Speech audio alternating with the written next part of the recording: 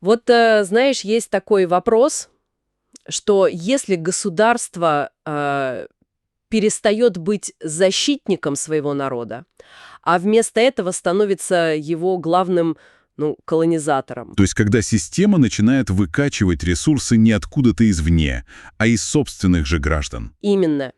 Подавляя их культуру, переписывая их прошлое. И вот сегодня мы как раз разбираем очень необычный документ. Называется он «Мастер-блюпринт национальной платформы активов». Да. По сути, это такой стратегический план по полной пересборке Туркменистана, и в его основе вот эта вот, ну, шокирующая концепция автоколония. Да, и тут важно сразу сказать, это не просто какой-то политический манифест с лозунгами. Это, почти академический труд. Огромный документ, детальный чертеж будущего. Угу. У нас на руках сам этот блюпринт и еще вступительное слово и публичное заявление организации, которая за ним стоит. Это Национальная платформа активов или НПА. И они, получается, предлагают не просто сменить власть. Нет-нет, гораздо глубже. Изменить саму операционную систему государства. Вот в этом и наша задача сегодня попробовать вскрыть эту логику. Что они вообще имеют в виду под автоколонией? Насколько радикален их план лечения? И, что самое интригующее, кем себя видят авторы этого, грандиозного проекта, если они к власти вроде как не стремятся? Да, вопросов много. Давай попробуем разобраться. Итак, автоколония. Этот термин, он прям в центре всего документа, звучит, конечно, мощно, даже зловеще. Угу. По сути, это же прямое обвинение государства в предательстве. Как они эту идею расшифровывают? Это синоним диктатуры или что-то большее? Это, скажем так, гораздо более глубокая концепция. По их мнению, это не просто диктатура. Это такая система, где государство начинает относиться к своей же стране и народу как к завоеванной территории. То есть воспроизводит колониальные практики, но направляет их внутрь. Именно. Авторы документа считают, что корни этого явления для Туркменистана уходят в советское и даже в имперское прошлое. То есть институты, которые создавались для управления колониями, они не исчезли после распада СССР? Они не исчезли, они просто мутировали, сохранили свою суть. Понятно. То есть внешняя колонизация как бы ушла, но ее логика и методы остались. Их просто приватизировала местная элита. А какие конкретно практики они выделяют? Что им позволяет говорить именно о колониальной модели? Они выделяют несколько таких столпов системы. Первый и, пожалуй, главный — это гипертрофированная роль спецслужб. Угу. В автоколонии спецслужбы — это не просто какой-то инструмент контроля, это основа власти, государства в государстве. Который стоит над всеми? Да. Второй столб — это ритуальная такая выхолощенная идеология и сакрализация фигуры лидера. Лидер — это уже не президент, это почти божество, центр вселенной. А это, понятно, убивает любую политику. Это, в принципе, знакомо для многих авторитарных режимов.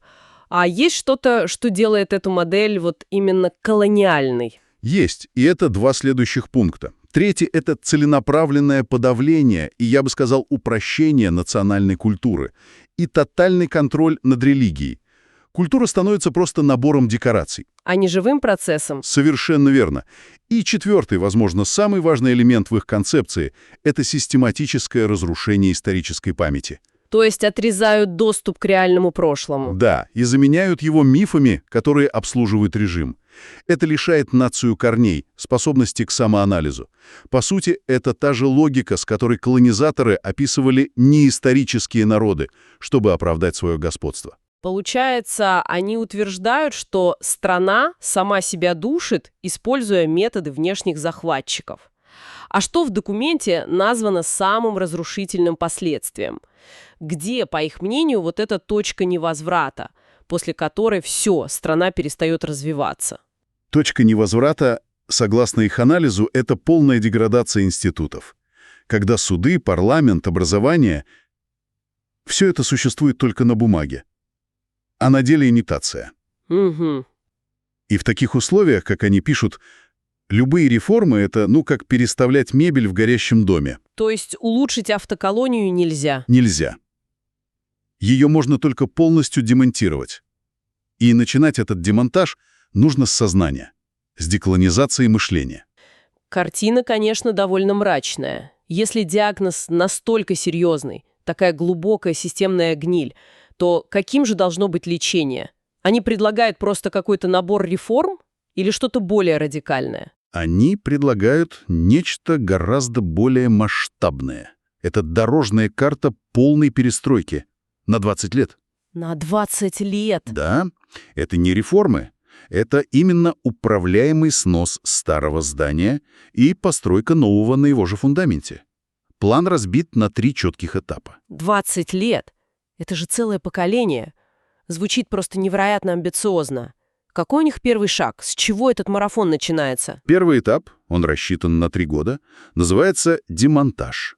Цель — быстро сломать несущие конструкции автоколонии. То есть? Сюда входит немедленный роспуск политической полиции, полное открытие архивов спецслужб для общества, Вау. введение неограниченной свободы слова и создание переходных органов власти, вроде Конституционного собрания. То есть это такая хирургия, удаление главных раковых опухолей. Именно. Окей, первые 3 года — это тотальная расчистка площадки. Но на руинах ведь долго не проживешь. Что происходит, когда старые институты сломаны? Совершенно верно. И поэтому следующий этап, с 3 по 7 год, называется перестройка. Угу. И вот здесь начинается уже созидательная работа. Фокус смещается на создание абсолютно новых институтов. Каких, например? Это и новая служба безопасности с нуля, под жестким парламентским и общественным контролем, и полная реформа образования с акцентом на критическое мышление, и то, что они называют культурной деколонизацией, поддержка независимого искусства, науки, возвращение к подлинной истории, ну и параллельная экономическая либерализация. Хорошо. Допустим, за 7 лет удалось построить каркас нового государства. Но 20 лет — это же очень долгий срок. Чему посвящены оставшиеся 13 лет? А вот это, пожалуй, самое интересное. Третий этап с 7 по 20 год – это закрепление. Закрепление. Да. Его цель – сделать изменения необратимыми, встроить в систему иммунитет от рецидива. Как это сделать? Ну, во-первых, это принятие новой постоянной конституции, основанной на принципах, которые выработаны в переходный период. И, что ключевое, создание постоянно действующих институтов памяти. Институтов памяти. Что это такое? Национальные архивы, музеи оккупации, исследовательские центры, которые бы изучали механизмы автоколонии. Идея в том, чтобы знание о прошлом стало такой прививкой для будущих поколений. Это трехэтапная структура. Она, конечно, выглядит логично на бумаге, но реализация такого плана на 20 лет кажется почти невозможной. Это же предполагает идеальную преемственность власти, консенсус элит на протяжении жизни целого поколения. Да, это абсолютно справедливый вопрос. Упоминается ли в документе, как они собираются это обеспечить, как гарантировать, что условное правительство через 8 лет просто не откажется от всего плана? Прямого ответа, в смысле гарантий, документ, конечно, не дает, потому что это в конце концов не план захвата власти, но он предлагает логику, по которой это может сработать. Во-первых, скорость и радикальность первого этапа, демонтажа, должны сделать откат назад очень сложным. Угу. Открытие архивов, люстрация, свобода слова — все это создает просто новую реальность. Понятно. Во-вторых, акцент на создание новой элиты через реформу образования. Это ставка на долгосрочную смену менталитета. И в-третьих, сама идея институтов памяти, она как раз и направлена на создание такого общественного консенсуса, при котором возврат к старым практикам будет восприниматься как национальное предательство. То есть они строят не столько политические, сколько культурные и, ментальные предохранители. Именно. Тогда давай поговорим о финальной картине. Каким они видят это новое государство после 20 лет трансформации? Что должно появиться на этом расчищенном и застроенном месте? Это очень детально проработанная модель. В политическом плане это, парламентская или смешанная республика. Центр тяжести смещен от президента к парламенту. Правительство формируется парламентским большинством и подотчетно ему. То есть уход от концентрации власти в одних руках? Да. Функции президента скорее представительские, арбитражные. А что с силовыми структурами и судами? Ведь именно они, как было сказано, были опорой старой системы. Им, конечно, уделено особое внимание. Судебная система должна быть полностью независимой, сильным конституционным судом. Прокуратура выведена из-под контроля исполнительной власти. Угу. А служба безопасности — это вообще отдельная история. Она, как я уже говорил, создается с нуля. С нуля. Да, ее деятельность максимально прозрачна для парламента. В документе прямо прописан запрет на идеологическую деятельность для спецслужб. То есть их задача — контрразведка и борьба с терроризмом, а не слежка за инакомыслящими. Именно так.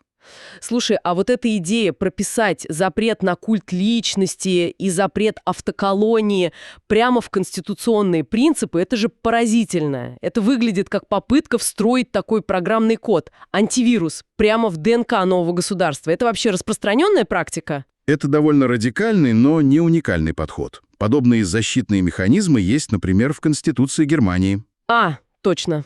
Там прописан запрет на антидемократические партии. Это прямой урок, извлеченный из Веймарской республики. Здесь авторы делают то же самое. Они анализируют свою национальную травму автоколонию и пытаются создать институциональную вакцину. Угу. Они не просто декларируют свободу, они прямо называют и запрещают ту болезнь, которая разрушила государство в прошлом. И это, я так понимаю, распространяется на все сферы. На все. Экономика, демонтаж госмонополий, культура, свобода от госзаказа, религия, автономия от спецслужб. Хорошо, картина будущего ясна, план по ее достижению тоже, но все это время в воздухе висит главный вопрос. Кто все это будет делать? Какую роль в этом грандиозном плане отводит себе сама национальная платформа активов? Они же выглядят как такое теневое правительство, которое просто ждет своего часа, чтобы взять власть и реализовать этот блупринт. И вот здесь мы подходим к самому парадоксальному и, возможно, самому важному аспекту их проекта.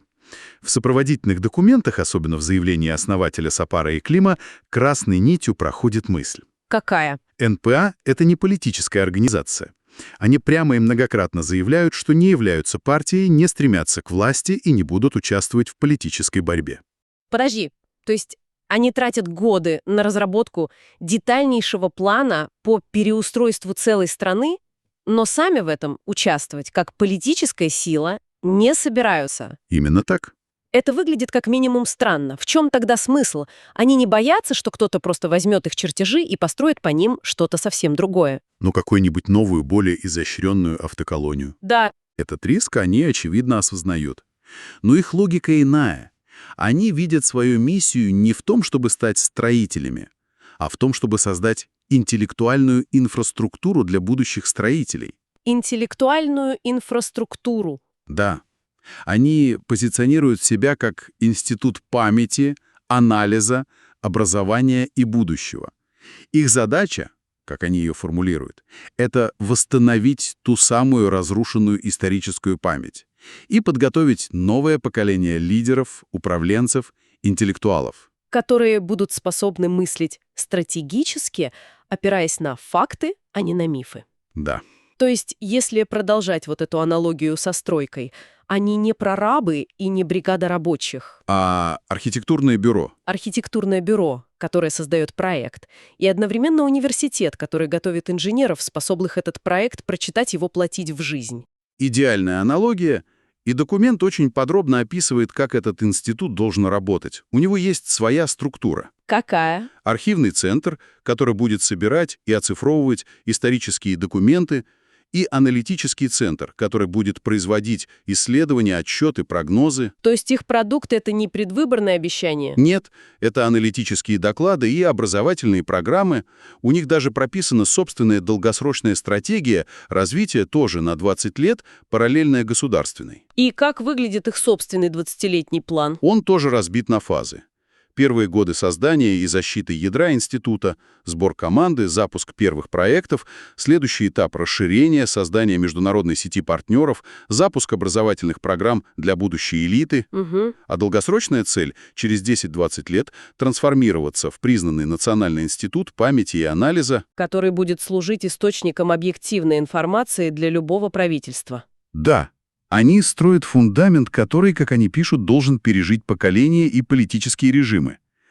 Их горизонт планирования не следующие выборы, а следующие 50-100 лет. Итак, давай подведем итог. Что мы имеем в сухом остатке? С одной стороны, такой беспощадный диагноз автоколония, система государственного самопожирания. Да. С другой, невероятно детальный и, амбициозный план излечения, рассчитанный на 20 лет. И все это предлагает организация, которая сознательно отказывается от борьбы за власть. Именно. И это, пожалуй, самое нетривиальное во всем этом проекте. Они делают ставку не на политическую силу, а на силу знания. Угу. Их гипотеза, видимо, в том, что если предоставить обществу и будущим элитам честную картину прошлого и настоящего, а также работающую модель будущего, Угу. то политические изменения станут просто неизбежным следствием этой интеллектуальной революции. То есть они готовят не переворот, а просвещение, полагая, что оно само приведет к нужным результатам. Да, именно так. Это очень сильная идея. И она, знаешь, оставляет нас с одним финальным вопросом для размышления. Весь их проект построен на идее восстановления памяти через создание институтов, архивов, центров анализа, музеев. И это заставляет задуматься вот о чем. Может ли память, которая была целенаправленно и, можно сказать, хирургически удалена из сознания целого общества, быть восстановлена таким рациональным инженерным путем? Или же для ее возрождения нужно нечто иное, что-то, что нельзя спроектировать и построить, что-то, что живет в семейных преданиях, в искусстве, в неформальных связях, и что невозможно воссоздать по приказу, даже с самыми благими намерениями.